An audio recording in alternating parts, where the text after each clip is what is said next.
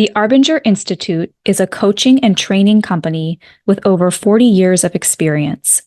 We help organizations and leaders transform their cultures by enabling the shift in mindset that leads to exceptional results.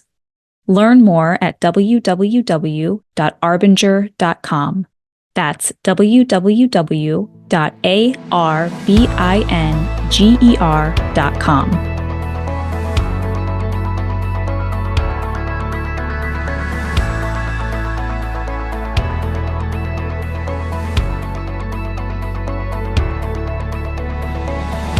Welcome to ATD's Talent Development Leader podcast, featuring monthly conversations with the greatest influencers in the talent development field.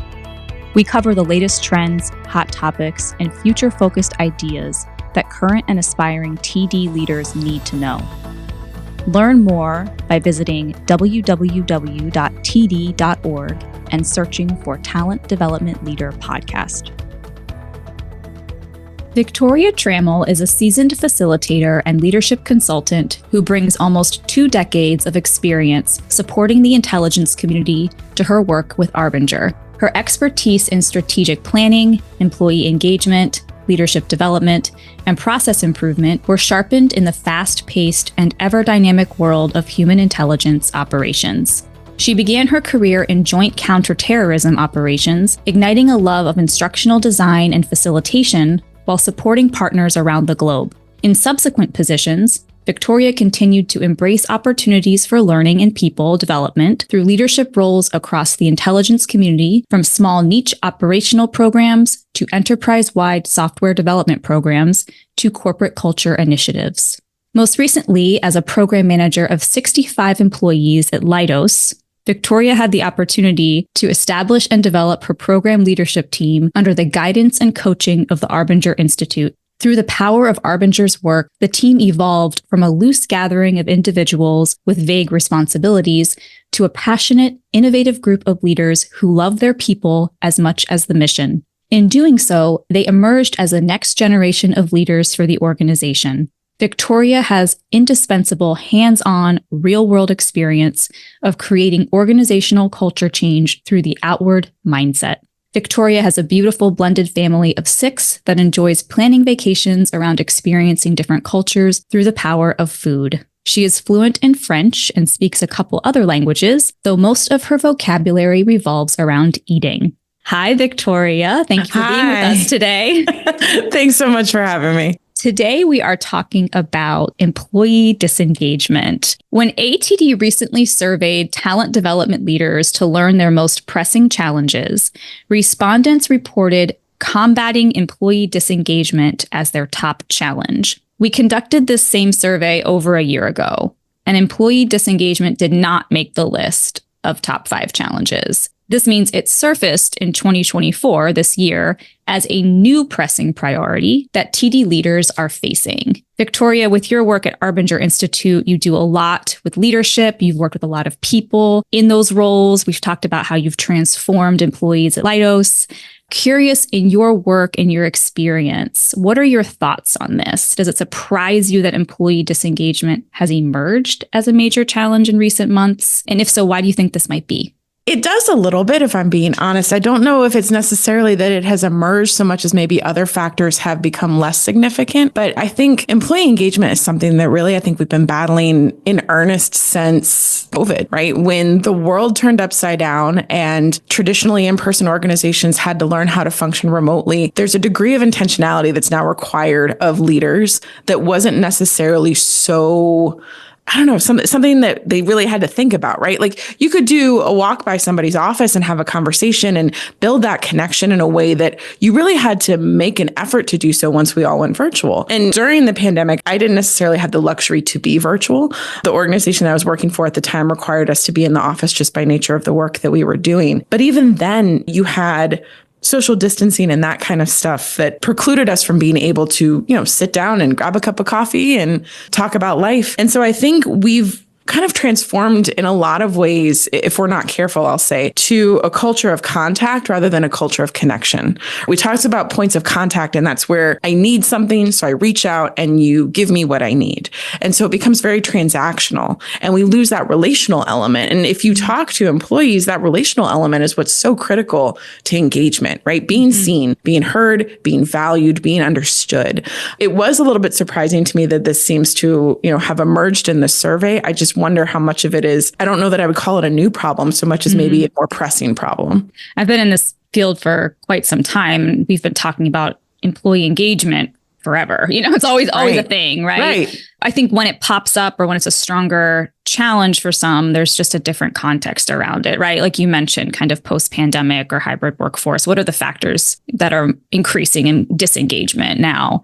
I think that a lot of times we're in a culture of busyness as well. And connecting can be seen as one more thing I, quote, have to do, versus the way that we view it at Arbinger. It's the foundation of what we do. It shapes everything, that way of seeing other people and engaging intentionally and those types of things, like that drives all of the behaviors that we hope will improve an organization. But if it's viewed as yet another box to check, you're losing the value of that connection. I think talent development leaders who hear statistics about employee disengagement might instinctively react by pointing the finger at the employee, right? So assuming employees' disengagement is on them. However, Arbinger Institute, I thought this was super interesting, suggests the issue might not be the team, but it could be the leader. So the person who's in charge of the team or has some ownership in that. Can you describe what role leaders play in engaging employees? I think the tone is always set at the top. And I don't know that it is fair for leaders to expect the best of their employees if the employees aren't getting the best from their leaders. When I was in my last leadership position, I had established a cadre of team leads. So we didn't have it prior. Our program had been growing spectacularly. I knew that there was an element of care and feeding that had been missing for the program that I was taking over. And so a lot of what I was really focused on doing was reaching out and engaging with all of the line folks, getting to know them, that kind of thing. But what I missed and what I think had a surprisingly negative impact is that I was so focused on myself being the leader that showed these employees, how we engage with each other and that kind of thing. I completely missed my team leads and that first line of leadership in growing and developing and empowering them to do the same. I just kind of steamrolled them. Because of that, we talk about the effects of leadership on engagement. My line employees only wanted to engage with me. They didn't want to engage with their direct team leads, the ones that could provide the immediate support, the level of insight into what the customer challenge was, with what the skill set was. The team leads were optimally positioned to have the best information to engage those employees. But because of me as the leader, I had steamrolled that opportunity for them and robbed them of the opportunity, one, for them to grow as leaders, but two, for their employees to have really kind of optimal support. When we talk about the role of leaders in employee engagement, it's really twofold. You're setting the tone for how we treat each other, how we do business, how we do those types of things, but also what does it look like to almost get out of your own way and empower others, right? I was so focused on needing to be seen as the people's leader, I forgot what it was to really do right by my people. And so, yes, we saw an improvement in our engagement scores, but not the way we did once I got out of the way. Once I got out of the way and empowered those next line of team leads, our engagement scores went through the roof. And it was just that dynamic that I hadn't realized. And it was with the best of intentions. And I think that's sometimes what we lose sight of. So often we think, oh, well, leaders don't care and they just want people to do their jobs. Well, sometimes leaders really do care, but we can get in our own way about it. That's fascinating.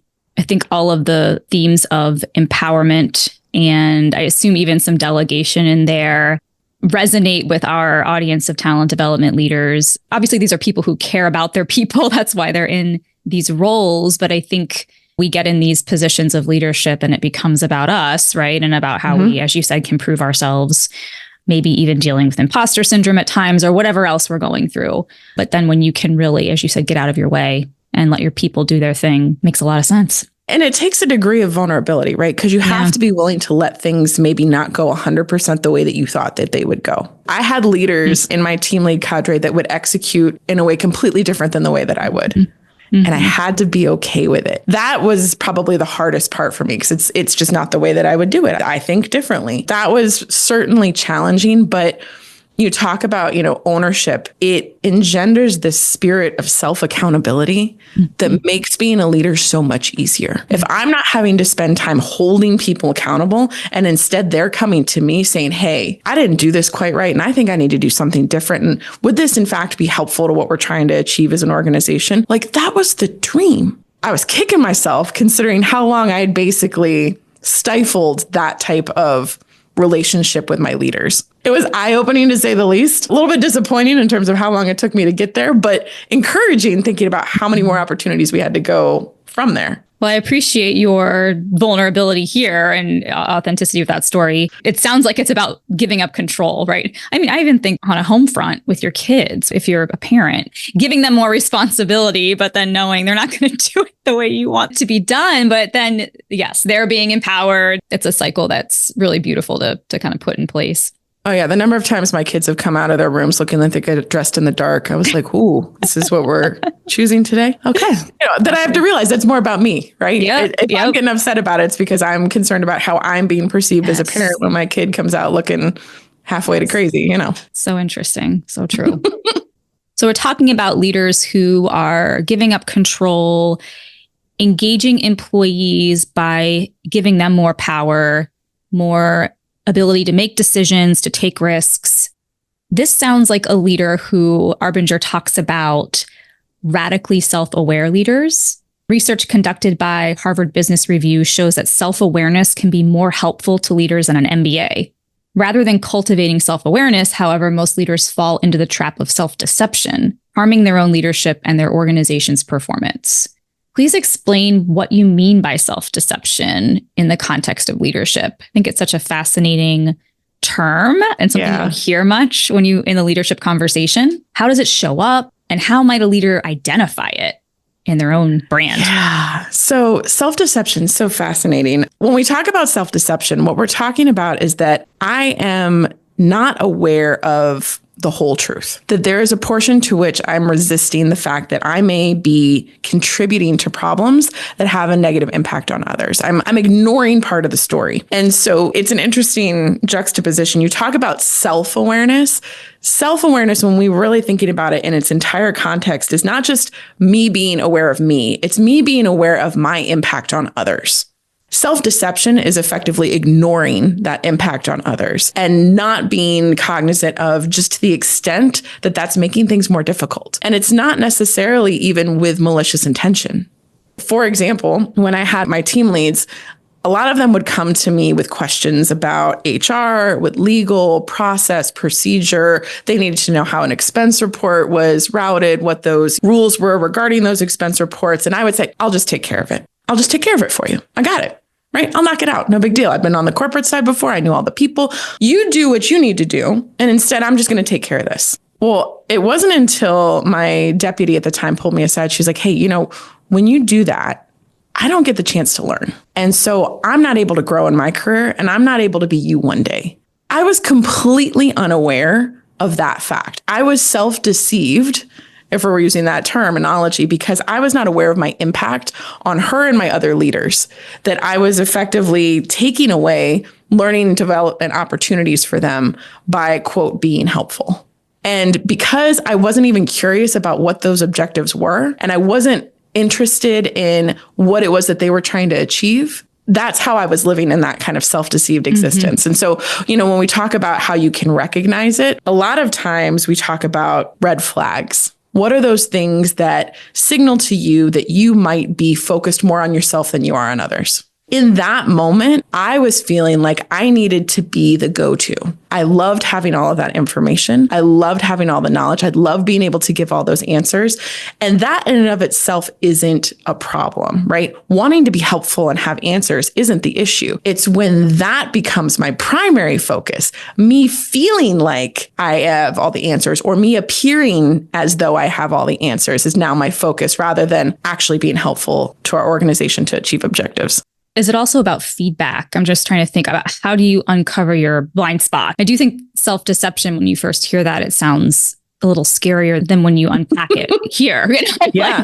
Well, the thing that makes it scary is the opportunity costs associated with it, right? So if I'm as a leader resting in a self-deceived state, it moves me into what we call an inward mindset, where I am focused on me and I start to see myself in a distorted way. And so because of that, it shapes every interaction and decision I make. So effectively, I'm making a decision as a leader with only part of the information. Like that's where we really talk about the cost and the impact, because you would never want a space launch to go with only like 20% of the data. Like if we only know just 20%, like how are you going to ensure that that's a successful rocket launch? There could be tremendous negative impact if we just haven't bothered to check the other 80% of things before launch. Similarly, if I'm making decisions for my organization and I'm only choosing to look at a portion of it, and I'm choosing to look at a portion of it through my own biased lens that serves what I need to feel in that moment. I'll give you another example. So I wanted to be seen as the people's leader.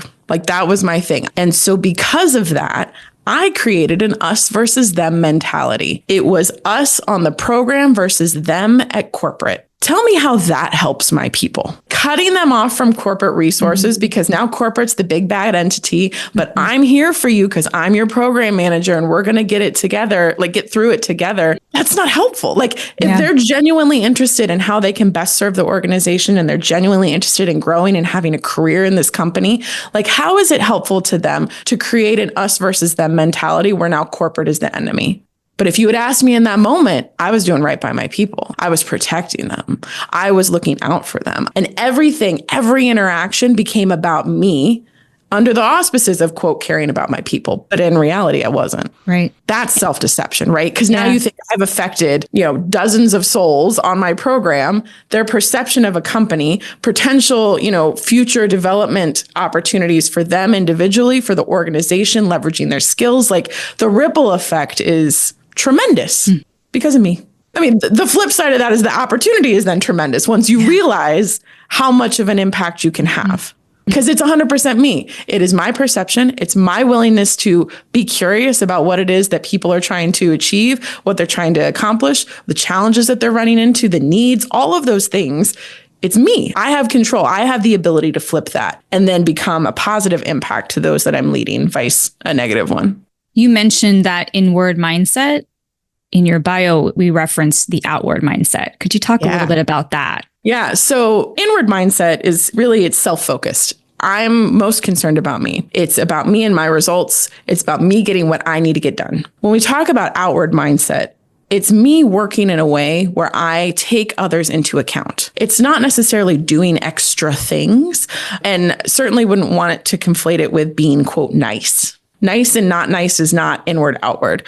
Outward is really, am I aware of other people's needs, objectives, and challenges? And am I working in such a way that can help them achieve their objectives? I always think about, I live in the Northern Virginia area and our traffic is tremendous. And so I think about the power of merging onto a highway and the way that it can make or break your commute time. And so, you've got those where it's like, it's about me getting onto this highway and I'm not going to let you in and I'm going to continue to force my way on, right? And it creates this like stress and angst and anxiety and all of these things. And then I think about the power of Chick-fil-A's merging, where everybody knows it's every other person and there's no doubt about it. And there's no confusion and there's like no angst. Yeah, you're next. Okay, cool. And it goes fast. We're doing the same thing. We're merging. But when I'm trying to get onto 495 here, it's about me trying to get what I need to get done.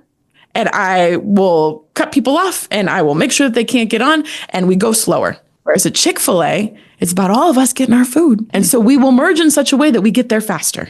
Does that make sense? Absolutely. And I've never been to a Chick-fil-A that isn't incredibly efficient. I think about that. It's about, that outward mindset is about our collective results. I'm not successful unless everybody I impact is also successful. Like we are not successful as an organization if it's just me getting my job done. Makes total sense. And I know there's a lot of listeners kind of mic drop amening listening to this. So definitely speaking our language. I encourage listeners to check out the Arbinger Institute's recent book, Leadership and Self-Deception. You can get some really actionable strategies on how to become more self-aware Victoria, can you give us a little teaser on some action steps, strategies, things people can do to become more self-aware? I think it really boils down to two simple questions. If you just start asking yourself, one, how am I a problem for others? Right? How am I making things more difficult? And two, how can I be more helpful? And I think the power of curiosity is really the true antidote. Like, you want to talk about the Achilles heel. It's getting genuinely curious. The part that is most effective, like we talk about the Arbinger mindset model, which is 3 parts. Seeing others, which is that getting curious. How am I a problem? How might I be helpful? Adjusting efforts, meaning changing what I'm doing in order to be more helpful or not create as many problems. But the third part, and we've talked a little bit about it before, is measuring the impact, asking for that feedback, creating that feedback loop where it's like, hey, I did this differently based on kind of some things that I was sensing from you.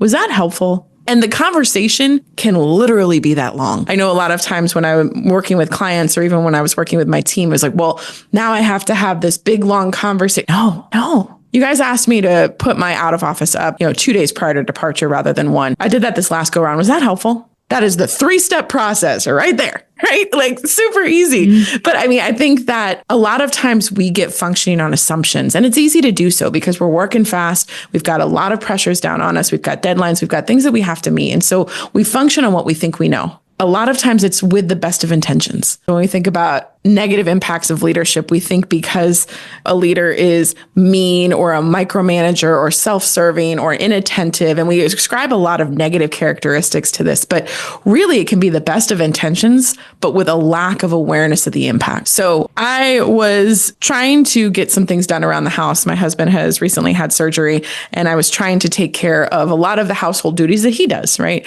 Including his laundry. And so I was like, you know what? I'm going to get all of his laundry done today. I'm going to get it folded. And that way, when he gets back from his doctor's appointment, it's all taken care of. Clean clothes, right? Off I go. I wash, I dry, I fold. He goes to get dressed. He now has a crop top instead of a full-size shirt because I did not ask there was anything in that laundry set that got line dried instead of dried in the dryer. Best of intentions, but that lack of awareness of impact and certainly lack of curiosity on my part to ask the question led to my poor husband having a crop top rather than his full-size golf shirt he loved dearly. I think that that's really it when we're talking about those steps, those 2 questions, how am I a problem or how am I creating problems for others? And how can I be more helpful? Those 2 questions open the door. And you talk about it in the context of employee engagement. Imagine being an employee and having your leadership come to you and saying, how am I making things more difficult for you? Even if you don't feel like there's the psychological safety to have that conversation in earnest, opening the door like that with genuine curiosity creates the opportunity to lay a foundation of trust like was never there before. The willingness to come and own the likelihood, I won't even see the possibility, the likelihood that you're making something more difficult for your employees is huge. It takes courage, but it's huge. I'm writing notes right now. I'm writing these 2 questions down. And that would work in any relationship in life, right? The situation with your husband and the laundry. Yeah, but those are some powerful questions. I've done it with my kids. My 12-year-old, I've asked her, hey, how am I making things more difficult for you? And it's been, pretty eye-opening in a lot of ways. Hey, Mom, when you're reminding me the same thing over and over, it makes me feel like you don't trust that I can get it done. But I've already set a reminder for myself. And so it makes me really frustrated and it makes me start to resent you as the day goes on. So instead, it's like, okay, well, then how can I be more helpful? So that way I know that you've gotten this done. She's like, how about this? You give me an hour when I get home from school. Let's check in an hour and then we can see where I'm at. It has made things go so much better at home because I'm not frustrated. I don't feel like I'm over her shoulder all the time. Yeah. She feels like she's got some autonomy and ownership over making sure that she gets her work done. Like, it's amazing. That's really cool. I love it. Before we wrap up today, one more question for you. I'm interested. You've been doing this work for quite some time, research on leadership and self-deception and self-awareness. What ahas or epiphanies have you learned recently that you'd like to share with listeners? Maybe something that surprised you that you think would be super cool for people to know. Yeah, I think the power of getting curious, I think I severely underestimated it. Early in my leadership journey, I think I felt a lot of pressure to have all the right answers. And it was actually when I was on the client side and I had my Arbinger coach, she said, you are far more effective when you have the right questions more so than having the right answers. Because the challenges that I was dealing with were just what we were talking about: employee engagement, low morale, lack of clarity around expectations. And I felt this burden to have all the answers for my people. And so going into meetings with the mindset of, let me make sure I have the right questions rather than let me have the right answers, completely changed the outcomes of those meetings. We had greater collaboration. We had more innovative thought. We had more employee engagement because now all of a sudden the leader is being a part of the process rather than owning the whole process. It was still my responsibility to set the direction. It was still my responsibility to set the expectations. But rather than me not only giving the why and the what and prescribing every little step of the how, instead it was, hey, this is where we're going. Team, how do you think we should get there? And so now you're drawing on the expertise of all of the people, and there's buy-in and there's ownership and there's excitement and there's collaboration and there's, all of these ideas rolling around. And I mean, so much so that in our weekly report, we put in a section, because we were government contractors, of course, there was an acronym. It was the WIBGE. Wouldn't it be great if? And so that was the team's opportunity. No restrictions, no nothing, pie in the sky. Wouldn't it be great if we could fill in the blank? And the number of ideas that came out of that we were able to implement and provide additional value to our customer and our organization, like simultaneously, it was amazing. I think the power of having the right questions more so than the right answers was a surprise to me. Also, the other one that was from my own personal journey was realizing the best of intentions can still have negative impact. I had become very binary in my thinking in that bad leaders have bad impact and good leaders have good impact, and bad means mean and good means nice. And so therefore, I'll only have negative impact if I'm mean, and I'll have good impact if I'm nice. That wasn't the case.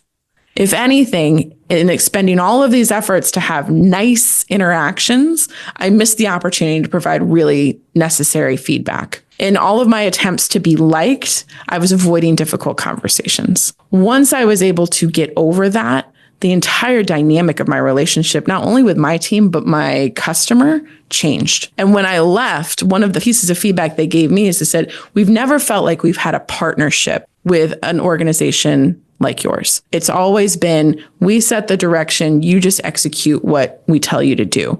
Here, because we felt like you were clear and honest with us, we could have a partnership with you like we haven't before. That blew my mind. Yeah. Getting that out of my head, that was probably the other biggest aha I've seen in my last 7-10 years doing this work. Thank you so much for spending time with us today. Can you please tell listeners how they might connect with you to ask any of their own questions or continue the conversation? Yes. So you can find the Arbinger Institute, arbinger.com online. We have ways that you can connect with us there. We're also on LinkedIn. So you can send us a message via LinkedIn to the Arbinger Institute. And then if you're interested in picking up the newest version of Leadership and Self-Deception, that's available on Amazon, Kindle, Barnes & Noble, all of those good things. And we also have links on our LinkedIn page as well for those. Thank you, Victoria. Thanks so much for having me. This is fun. Thank you for listening to this podcast by the Association for Talent Development. If you found this show insightful or useful, please be sure to like, subscribe, and share it with a colleague.